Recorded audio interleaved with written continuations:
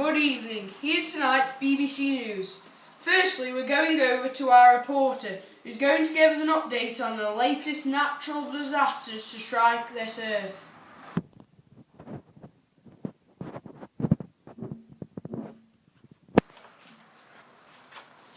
This is Ben Rodwell reporting for NBC News in Atlantic City, New Jersey, USA.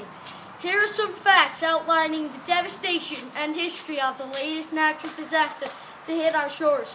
Hurricane Sandy formed on October the 22nd, 2012 and ended 9 days later on October the 31st. Its highest winds reached 110 miles per hour and the number of people killed were 253. The cost of the damage cost $65.5 billion. It is the second costliest hurricane in the U.S. history, only behind Hurricane Katrina. Hurricane Sandy devastated portions of the Caribbean where it began before heading for the mid-Atlantic and northern-eastern United States, while also having lesser impacts in the southeastern and midwestern states of America and eastern Canada. Hurricane Sandy started as a tropical wave in the Caribbean and at its peak intensity was a Category 2 storm. For the most part, it was a Category 1 storm, but many different weather fronts congregated at the same time to make it the largest Atlantic hurricane. Its wingspan was 1,100 miles wide. That is twice the size of Great Britain.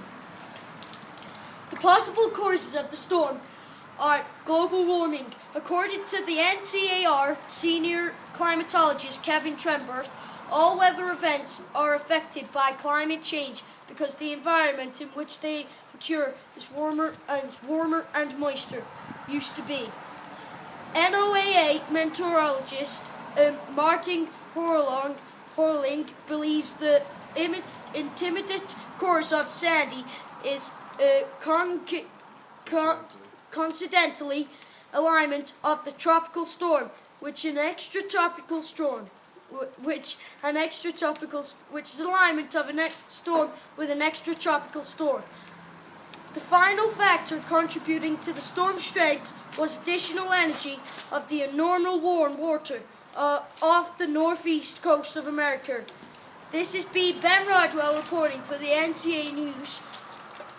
And aren't you glad you don't get this type of weather in Great Britain yet?